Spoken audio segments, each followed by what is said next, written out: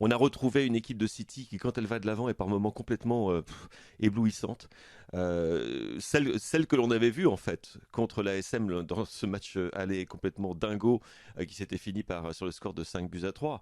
Une équipe qui reste, qui a toujours des fragilités en défense, ça, on va pas le nier, mais qui a rarement été mise en danger contre Middlesbrough. Mais dès qu'elle va de l'avant, il y a tellement de possibilités offensives avec un Kevin De Bruyne qui, une deux fois de plus, a été à la baguette de cette équipe. David Silva qui, à mon sens, a vraiment retrouvé totalement sa meilleure forme et qui lui aussi a été un des grands chefs d'orchestre de cette prestation à Middlesbrough.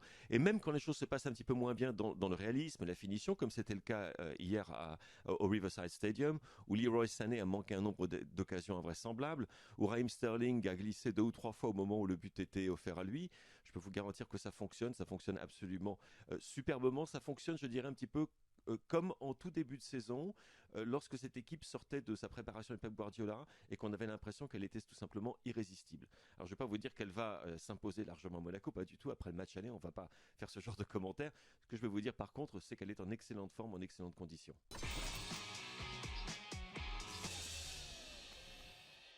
Je rappelle que vous avez démarqué en 2009.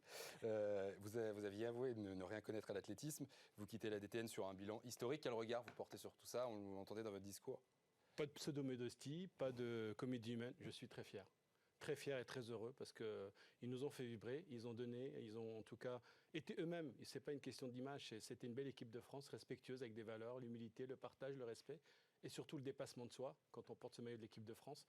Et je crois qu'aujourd'hui, c'est quelque chose d'essentiel pour pouvoir se sublimer. C'est ce qui nous ont procuré, en tout cas lors de ces 8 années, avec des records à tout va et dernièrement encore à Belgrade.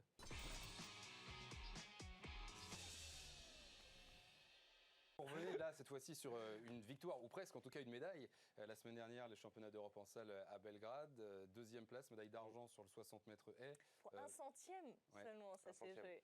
Heureux ou pas? Alors vous étiez dans le Grand Week-end Sport avec nous en duplex la semaine dernière. Ouais. Vous étiez quand même plutôt satisfait. Ouais, j'étais plutôt satisfait. Si vous voulez, je suis arrivé avec le maillot jaune d'ailleurs, donc ancien champion d'Europe en titre, Oui. mais avec La pancarte, comme on dit.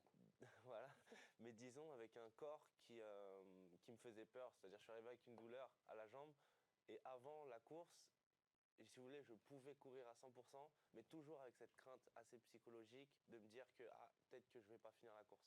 Et en fait, dans cette optique-là, c'est pas la meilleure optique pour aborder des courses. J'ai quand même essayé de tout donner. Je suis quand même allé jusqu'à la ligne, quitte à me faire mal à la fin. Mais en fait, du fait que c'était pas inespéré, mais du fait que je ne savais pas si j'allais finir la course, si tout allait bien se passer, revenir à la maison avec une médaille, j'étais vraiment satisfait.